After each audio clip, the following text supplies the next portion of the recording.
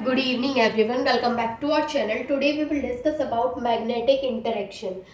देखिए हमारा जो यूनिट चल रहा है वो है मॉसफॉर स्पेक्ट्रोस्कोपी एंड मॉसफॉर स्पेक्ट्रोस्कोपी में मैं ऑलमोस्ट सारे ही टॉपिक्स को आपके साथ कवर कर चुकी हूँ। अब जो हमारा टॉपिक है वो है मैग्नेटिक इंटरेक्शन और आपको पता है कि जो मॉसफॉर स्पेक्ट्रोस्कोपी है उसके 3 पैरामीटर्स होते हैं। फर्स्ट पैरामीटर मैंने आपके साथ डिस्कस कर लिया है, वो क्या था, आइसोमर शिफ्ट या फिर केमिकल शिफ्ट बोलते हैं हम उसको।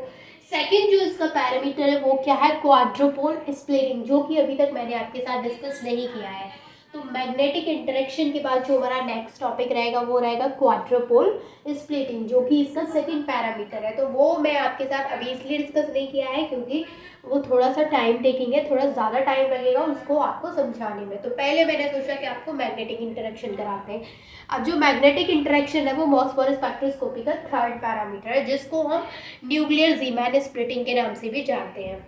तो सबसे पहले हम बात करते हैं कि मैग्नेटिक इंटरेक्शन होता क्या है। तो देखिए, जैसे कि मैं सारी वीडियोस में आपके साथ एक ही चीज़ डिस्कस करती आई हूँ कि सोर्स न्यूक्लियाई है, सैंपल न्यूक्लियाई है। मतलब कहीं ना कहीं मैंने न्यूक्लियस के बारे में आपसे बातें की है, कहीं ना कहीं गामा रे के बारे में आपसे बात की है, क्योंकि जो हमारी मॉसफॉर स्पेक्ट्रोस्कोपी है वो टोटली डिपेंड करती है गामा रे पर। तो मेरा कहने का मतलब यह है कि मैं सारी ही वीडियोस में आपके साथ न्यूक्लियस का जिक्र होता ही रहा है। तो आज भी हम सेम न्यूक्लियस का ही जिक्र करेंगे यहाँ पे, और उसके सराउंडिंग में प्रेजेंट इलेक्ट्रॉन्स का जिक्र करेंगे। तो देखिए, मान के चलिए कोई एटम है और उस एटम के बीच में क्या होता है आपको पता है, न्यूक्लियस। अब देखिए, एटम जो न्यूक्लियस है उसके सराउंडिंग में क्या होते हैं, ये इलेक्ट्रॉन्स होते हैं न्यूक्लियस के सराउंडिंग में। अब देखिए, यहाँ पर जो इलेक्ट्रॉन्स उसके सराउंडिंग में प्रेजेंट है ये मैग्नेटिक फील्ड को जनरेट करते हैं। यानी जो न्यूक्लियस के सराउंडिंग में इलेक्ट्रॉन्स हैं वो कौन सा फील्ड जनरेट करते हैं, मैग्नेटिक फील्ड, मैग्नेटिक फील्ड को जनरेट करते हैं। अब देखिए, ये इसका जो न्यूक्लियस है उसके पास भी अपना मैग्नेटिक फील्ड है और जो इलेक्ट्रॉन्स है उसके पास भी अपना मैग्नेटिक फील्ड है। तो होता क्या है कि इन दोनों के मैग्नेटिक फील्ड में इंटरेक्शन होता है।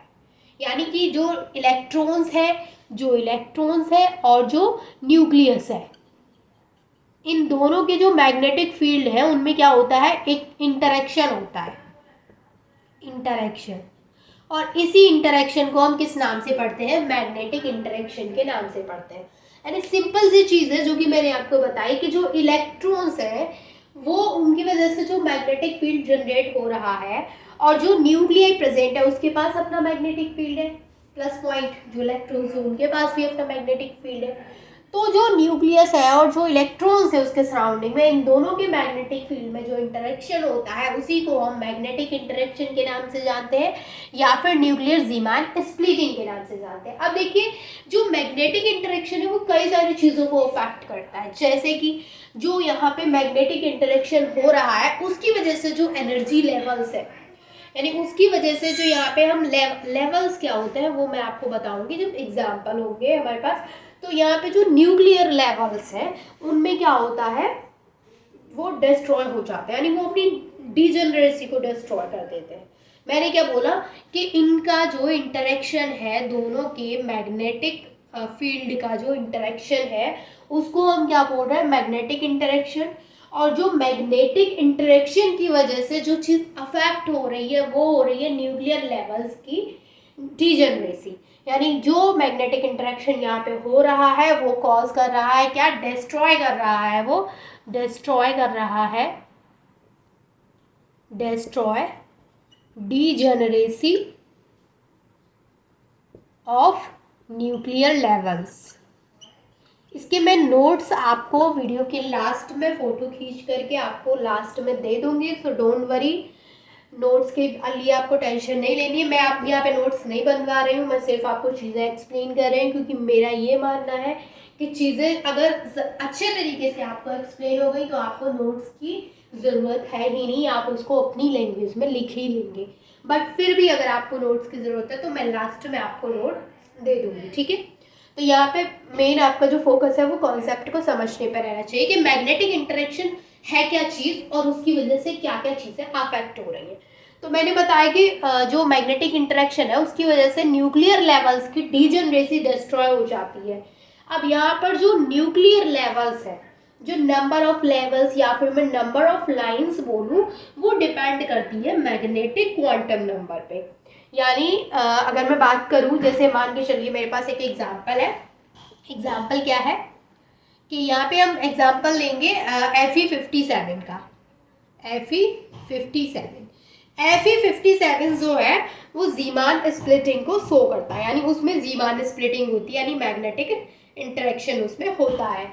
तो यहाँ पर मैं इसका एग्जांपल लेके चल रही हूँ, तो मैं आपको एक चीज़ बता देती हूँ कि जैसे मान के चलिए मैं अभी जस्ट आपको एग्जांपल ले रही हूँ, मैं कोई प्रॉपर एग्जांपल आपको नहीं ले रही हूँ, आपको कॉन्सेप्ट समझाने के लिए ऐसे ही कोई लाइन ड्रॉ करके आपको हाइपोथेटिकली बता रही हूँ कि मान के चलिए हमारे पास कोई भी लेवल है, ठीक है। मैंने बोला कि हमारा 3/2 का लेवल है, ठीक है। अब ये जो हमारा लेवल है ये कितने मतलब नंबर ऑफ लाइंस या फिर कितने नंबर ऑफ लेवल्स देगा हमें, वो डिपेंड करता है इसकी आई की वैल्यू पे। आई क्या होता है? आई होता है न्यूक्लियर स्पिन क्वांटम नंबर। तो अगर मैं यहाँ पर आई की वैल्यू कैलकुलेट करूँ, देखिए सबसे पहले मैं आपको एक चीज़ बता देती हूँ कि यहाँ पे आई पे डिपेंड करता है कि जो ये लेवल है वो कितने नंबर ऑफ लाइंस में या फिर कितने नंबर ऑफ लेवल्स में ब्रेक होगा, यानी स्प्लिट होगा मतलब, क्योंकि ब्रेक तो नहीं बोलूँगी मैं, यहाँ पे स्प्लिटिंग होती है इस तरीके से।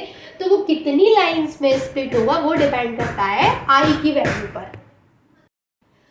तो मैंने क्या बताया आपको कि यहाँ पर जो आई है वो क्या है? क्वांटम नंबर है, न्यूक्लियर स्पिन क्वांटम नंबर। तो यहाँ पे ये है क्वांटम नंबर।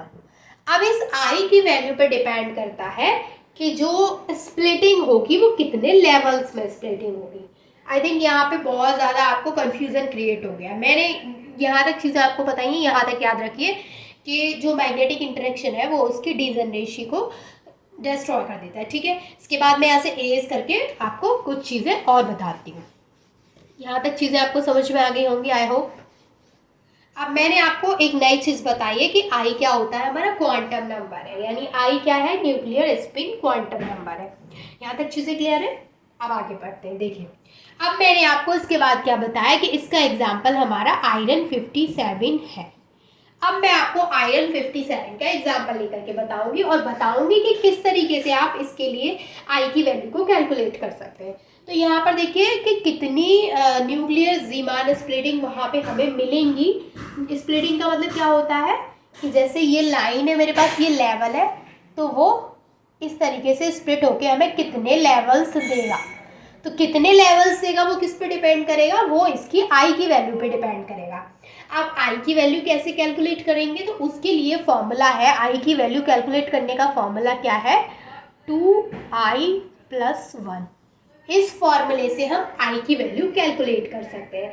अब मैं आपको आई की वैल्यू कैलकुलेट करके बताऊंगी जिससे कि आपके डाउट्स नहीं रहेंगे।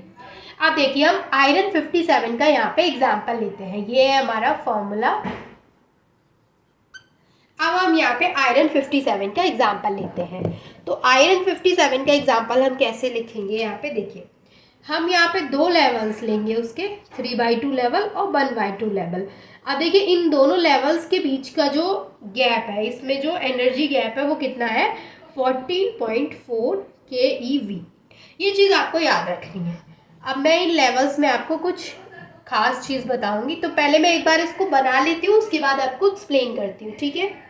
अब देखिए मैंने डायग्राम को बना दिया क्योंकि टाइम वेस्ट होता है यहाँ पे। अब हम आते हैं हमारे मेन पॉइंट पे कि जो हमने यहाँ पे एग्जाम्पल लिया है इसके थ्रू हम समझेंगे कि किस तरीके से जो हमारी आई की वैल्यू है वो हम कैलकुलेट कर सकते हैं, और आई की वैल्यू की वजह से किस तरीके से हम वहाँ पे पता कर सकते हैं कि कितने नंबर ऑफ लेवल्स या फिर कितने नंबर ऑफ लाइंस हमें वहाँ पे ऑब्टेन्ड होंगे। तो देखिए जैसे मैं इसकी बात करूँ 1/2 लेवल की, तो यहाँ पे मैंने आपको ये फॉर्मूला बताया है कि हम इसकी वजह से आई की वैल्यू वहाँ पे कैलकुलेट करते हैं, यानी क्वांटम नंबर की वैल्यू कैलकुलेट करते हैं। अब जो यहाँ पे क्वांटम नंबर की वैल्यू दे रखी है, आई की वैल्यू दे रखी है, ये जो हमारा लेवल है ये वैल्यू जो होती है वो आई की वैल्यू होती है। तो यहाँ पे हम 2i+1 कैसे कैलकुलेट करेंगे कि आई की जगह पे हम इसको रख देंगे। अब मान के चलिए मेरे पास एक लेवल ये है, तो ये लेवल मेरा कितने लेवल में स्प्लिट होगा वो डिपेंड करेगा इस वैल्यू पे। तो इस लेवल के लिए अगर मैं इस वैल्यू को कैलकुलेट करूँ तो कैसे कर सकती हूँ, 2i+1 है हमारा, i की जगह पे हम क्या रख देंगे 1/2, तो ये हो जाएगा 2 × 1/2 + 1 से हम इसको कट कर देंगे, वैल्यू क्या आ गई 2। तो यहाँ पे टोटल जो हमें स्प्लिटिंग हो रही है वो 2 हो रही है, +½ एंड -½ ये -½ है, ठीक है। तो यहाँ पे ये जो स्प्लिटिंग हुई है वो 2 यहाँ पे स्प्लिटिंग हुई है, 2 लाइंस हमें यहाँ पे मिली है। अब हम इसके लिए अगर i की वैल्यू कैलकुलेट करें तो कैसे कर सकते हैं, 2 × i की जगह पे 3/2 + 1, तो 2 से 2 यहाँ पे हो गया 4। तो ये जो हमें 4 वैल्यू मिली है इसका मतलब है कि यहाँ पे 4 हमें क्या मिलेंगे, लाइंस मिलेंगे। तो यहाँ पे 1 2 3 4, तो यहाँ पे हमें क्या हो गया 4 लेवल्स यानी कि 4 लाइंस मिली है। जो स्प्लिटिंग हुई है वो हमें 4 लाइंस में हुई है, ठीक है, यहाँ पे 2 लाइंस में हुई। तो समझ में आ गया आपको किस तरीके से हम यहाँ पे i की वैल्यू की हेल्प से 2i+1 की वैल्यू को कैलकुलेट कर सकते हैं। तो यही था हमारा मैग्नेटिक स्प्लिटिंग। तो ये जो नंबर ऑफ लेवल्स यहाँ पे जो फॉर्मूला है वो किसके लिए है, नंबर ऑफ लेवल्स के लिए है। तो नंबर ऑफ लेवल्स को हम कैसे कैलकुलेट कर सकते हैं, नंबर ऑफ लेवल्स को हम कैलकुलेट कर सकते हैं with the help of this formula 2i+1। अब हमारा मैग्नेटिक इंटरेक्शन जो टॉपिक था वो यहीं पे ख़त्म होता है। बहुत इजी, बहुत ही अच्छा टॉपिक था। अब मैं आपके इसको नोट्स दे देती हूँ तो आपको समझ में आ जाएंगे। जो एक्सप्लेन करना था वो मैं एक्सप्लेन कर चुकी हूँ, अब मैं आपको इसके नोट्स दे देती हूँ।